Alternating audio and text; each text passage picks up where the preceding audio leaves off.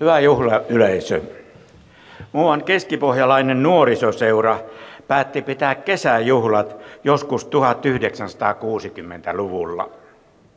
Otan tämän itse esille, koska olen ollut aikoinaan aktiivinen nuorisoseuralainen. Tämän nuorisoseuran juhlatoimikunta julkaisi Keski-Pohjanmaa-lehdessä ilmoituksen, jossa kerrottiin tulevan juhlan ohjelmasta näin. Juhlapuhe, maanviljelysneuvos Viljami Kalliokoski. Muu ohjelma arvokasta.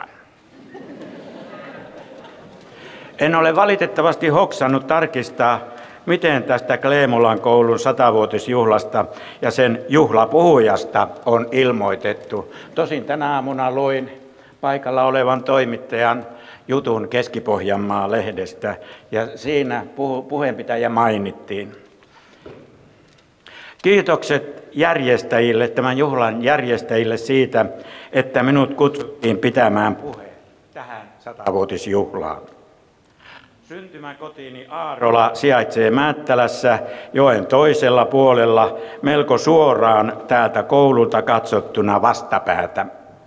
Tiellä liikkuja tunnistaa kyseisen maatilan siitä, että sen tuntumassa tien varressa on harmaa tiilestä rakennettu korkea pilvenpiirtäjä, eli sähkön siirrossa tarvittava muuntajarakennus. Alun perin se oli Korpelan Voiman omistuksessa siis tämä muuntajarakennus, mutta nyt se on meidän tilan eli Aarolan omistuksessa ja käytössä. Minulla on tänne Kleemolan kylään vankat sukusiteet ja sitä kautta myös monenkirjavat muistot. Sekä isoisäni Aaron Richard Määttälä että hänen poikansa isäni Aaro Anders Määttälä saivat puolisonsa tältä kylältä.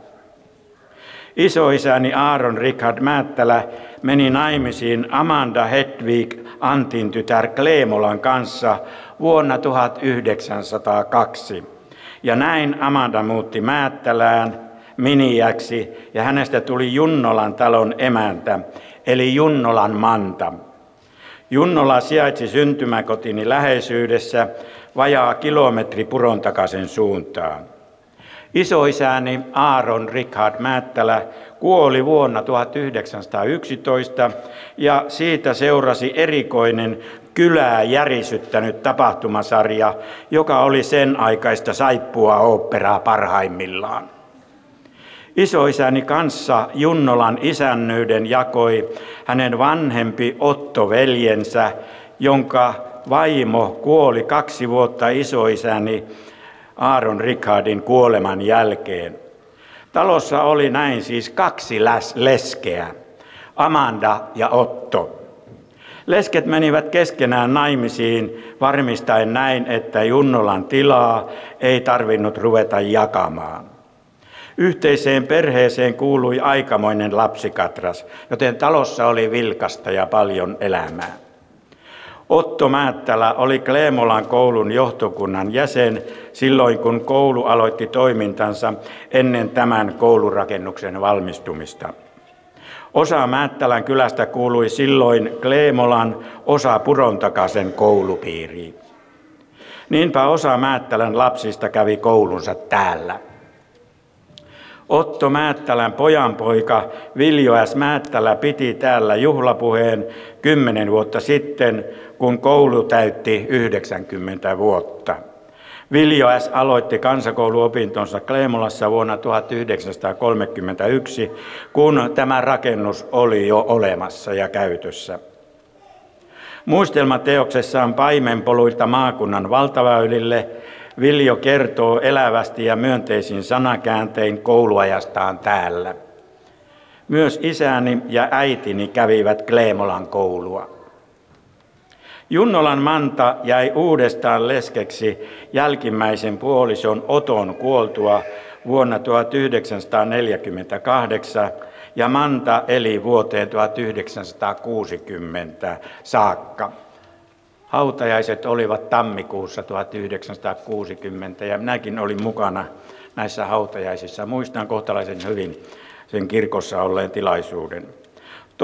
Toimeliaasta ja hyväsydämisestä Mantasta elää edelleen tarinoita suvun keskuudessa ja Määttälän kylällä. Manta oli ahkera leipomaan ja leivontaurakan päätteeksi hän riesi lähes aina kylille jakamaan tuoretta leipää kylin taloihin. Joskus siinä tien päällä tuoreen leivän sai tuntematonkin vastaantulija. Kylän tiellä rivakasti kävellessään Manta kutoi sukkia ja lapasia suurelle perheelleen. Usein hänen nähtiin myös pyöreilevän kylän raitilla. Sukkien kutominen polkupyörän päällä tuskin onnistui.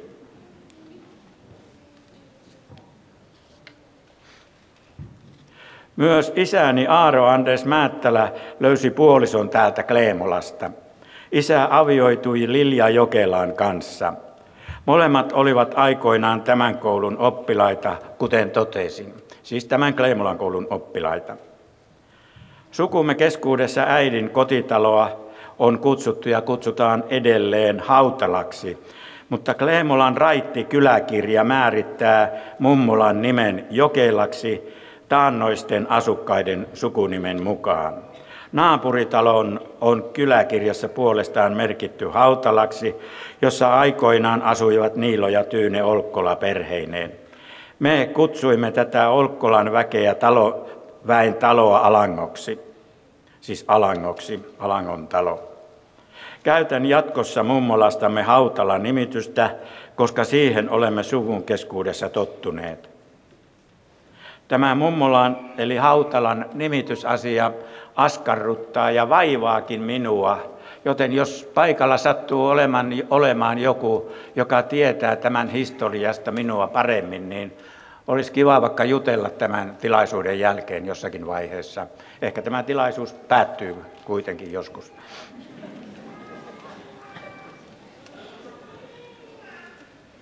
Äitini Lilja oli Oiva ja Mirja Jokelan tytär. Hautalasta tuli minun mummolani. Mirja mummon mies Oiva oli kuollut 47-vuotiaana vuonna 1938.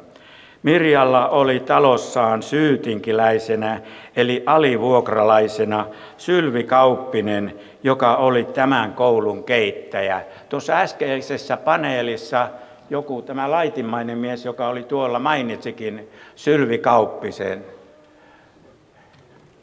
Oli mukava kuulla tämä nimi. Määttälän kylä sai Kleemolasta siis 2 miniää. Vuosikymmeniä myöhemmin tämä väestöpoliittinen epätasapaino korjaantui, kun Määttälä luovutti vastineeksi 27 kylän lasta Kleemolan koulun oppilaiksi, samalla kun Määttälän kyläkoulu lakkautettiin. Minun ensikosketukseni tähän kouluun tapahtui joskus 50-luvulla. Saatettiin olla jo 60-luvun puolellakin. Olin silloin vielä aivan pieni poika, suurin piirtein tämän kokoinen kuin näissä etupenkeissä olevat nuorukaiset.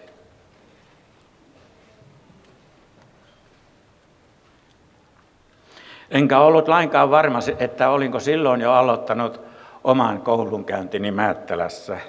Se tapahtui vasta myöhemmin. Pääsin Hautalassa asuneen koulun keittäjän Sylvi Kauppisen mukana Kleemolan koulun 6 juhlaan. Se oli valtava elämys. Juhlatilaksi muutetussa luokkahuoneessa oli oikea metsästä kaadettu ja koristeltu kuusi ja steariinikynttilät paloivat luoden lämmintä tunnelmaa. Joululauluja laulettiin ja lahjakkaat Kleemolan lapset esittivät useitakin joulukuvaelmia. Niitä oli todellakin paljon, siis niitä kuvaelmia, mutta oli varmaan lapsiakin. Pukki jakoi lahjoja ja minäkin sain 1 lahjan. Sain kokea uudestaan Kleemolan koulun 6-juhlan tämän vuosituhannen alussa. Se oli joko vuosi 2001 tai 2002. Silloin olin muuttanut Toholammille Tukholmasta siellä asuttujen 20 vuoden jälkeen.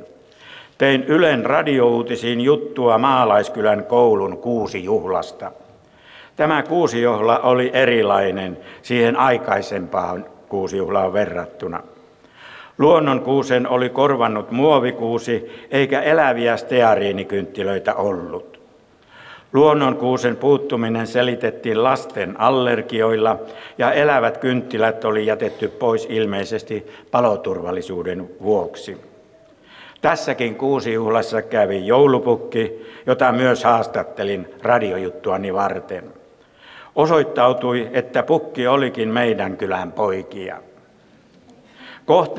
Kohtelias pukki vakuutti, että kilttejä lapsia löytyy myös Määttälän puolelta. Pukki taisikin tietää, mistä radiotoimittaja oli kotoisin. Pukilta sain haastattelun, mutta lahjaa ei herunnut.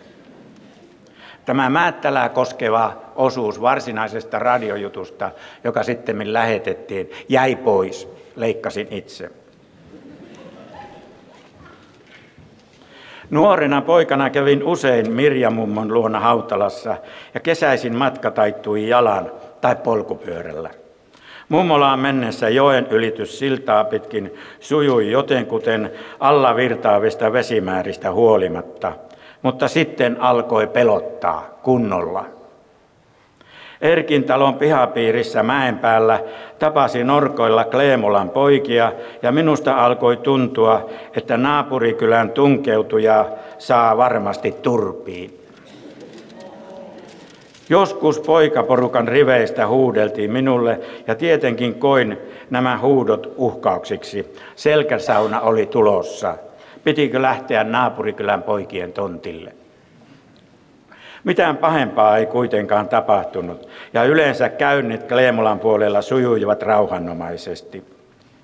Perheemme ohjelmaan kuului osallistuminen maataloustöihin Hautalan pelloilla, joskus Silverbergissä eli Silvastissa saakka. Pelloille menimme milloin traktorilla, milloin hevoskärryn kyydissä.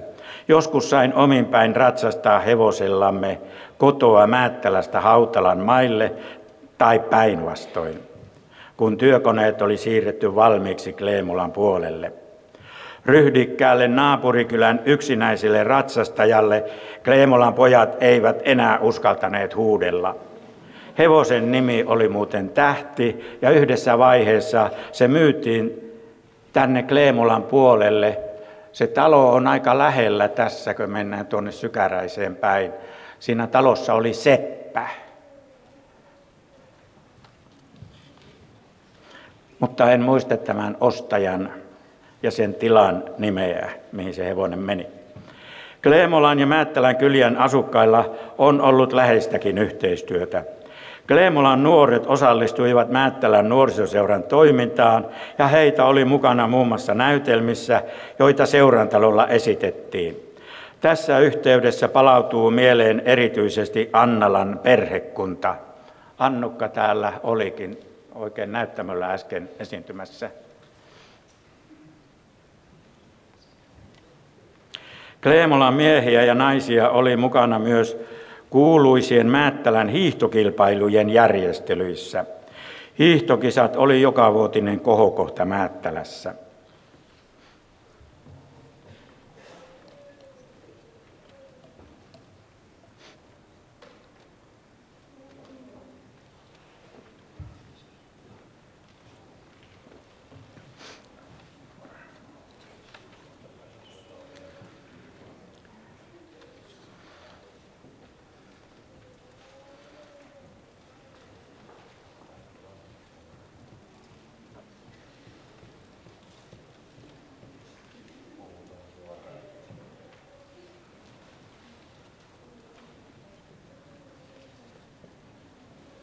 Kyliemme välillä on ollut myös jännitteitä. Nyt tuli semmoinen kohta, että piti ottaa hieman vettä tuossa välillä. Nuoruusvuosinani kuulin vanhemmilta Määttälän pojilta, kuinka Kleemolan pojat kävivät sytyttämässä Määttälän ison kokon tuleen jo ennen varsinaista kokon polttoiltaa, eli pääsiäislauantaita. Näin tapahtui ainakin muutaman kerran. Tätä Määttälän nuoret eivät tietenkään sietäneet, olihan iso kokko kylän nuorten suuri vuotuinen aikaansaannos. Kuvioon kuului myös se, että näiden tuhopolttojen jälkeen Määttälän nuoret miehet lähtivät niin kutsutulle ristiretkelle joen toiselle puolelle. En kuullut, mitä näiden ristiretkien yhteydessä tapahtui, mutta kyseessä olivat varmaankin kostotoimet. Kylien nuorten välillä vallitsi vakava koston kierre kuin aikanaan Pohjois-Irlannissa. Parikymmentä vuotta sitten koulumaailman mullistukset ja muutokset oppilassiirtoinen aiheuttivat kireyttä kylien välille. Muutoin kylämme ovat kokeneet samaan maalaiskylille ominaisen kehityksen. Väkeä on muuttanut muualle, kylässä olleita palveluja on lopetettu tai ne ovat siirtyneet kauemmaksi. Harrastustoiminta on ainakin jonkin verran hiipunut, kylätiet ovat hiljentyneet. Yleensäkin maaseudun elämä on joutunut kovalle koetukselle ja paineen alle. Tähän sisältyy maaseudun elinkeinoja vastaan tapahtuva pääkaupunkivetoinen propaganda, jota myös valtamedia harrastaa. Samalla maaseudun elinkeinoja ja toimintavapauksia on rajoitettu tai ollaan rajoittamassa. Mutta sinnikkyyttä ja idearikkautta on kuitenkin näillä seuduilla riittänyt. Tämän ansiosta kylien elämää on voitu pitää yllä ja viihdytty niissä, siis kylissä. Voisi väittää, että kylien pelastus on asukkaiden kesken vallitseva naapurisopu, sujuva yhteistyö ja yhteinen auttamishalu. Ne ovat eväät, joilla täälläkin on varmaan pärjätty. Koska juhlimme koulua ja koulun tiloissa, en malta olla puuttumatta koulujen elämään ja nuorten kasvatukseen, varsinkin kun koulumaailmasta on viime aikoina kantautunut hyvin ikäviä uutisia. Näiden uutisten vanavedessä on keskusteltu ja kysytty, kenelle kuuluu vastuu lasten kasvatuksesta. Keskustelusta on syntynyt vaikutelma, että monet vanhemmat siirtävät kasvatusvastuunsa koululle. Työnjako on mielestäni selvä. Koulun tehtävä on antaa nuorelle välttämättömimmät perustiedot ja taidot aineissa, joita tarvitaan läpi elämän. Perusvastuu nuoren kasvattamisesta kuuluu kodille, isälle ja äidille. Kodin tehtävä on kasvattaa, koulun tehtävä on opettaa. Lopuksi vielä hieman kevyempiin tunnelmiin koulumaailmassa pysytellen. Sain olla taannoin mukana Rautalammin kunnan kulttuuriväen kesäretkellä Norjan metsäsuomalaisten luona. Metsäsuomalaisilla, joista monen juuret ovat Rautalammin taannoisessa emäpitäjässä, oli jokavuotinen kesäjuhla Gruen kunnassa lähellä Ruotsin länsirajaa, heti siinä rajan toisella puolella, Norjan puolella. Ryhmässämme oli mukana myös opettajia ja niinpä matkalla sai kuulla koulumaailmaan liittyviä juttuja ja sattumuksia. Tässä yksi. Savolaisen kansakoulun yläluokassa opeteltiin prosenttilaskua. Nyt puheenpitäjä luki väärin. Hiihtokelien ollessa parhaimmillaan opettaja kehotti oppilaita tuomaan mukaansa sukset seuraavan päivän urheilutunnille tai liikuntatunnille, se oli koulupäivän viimeinen tunti. Hiihtopäivänä osoittautui, että läheskään kaikilla oppilailla ei ollut mukanaan suksia. Opettaja torui tietenkin oppilaitaan ja totesi, että edes 60% ei ole suksia mukana. Muuan poika viittasi, nousi pulpetista rivakasti ylös ja pamautti, eihän meitä edes ole 60%. Tiedossa ei ole, miten kyseisen koulun matematiikan opetus jatkui siitä. Korostan, että tämä tapahtui jossakin Savon sydänmailla, ei missään tapauksessa täällä Keski-Pohjanmaalla. Lopuksi parhaat onnittelut vireälle Kleemolan koululle ja sen 100-vuotiaalle koululle. Toivottavasti tiivis yhteys Kleemolan ja Määttälän kylien välillä säilyy ja kehittyy. Kiitos tästä.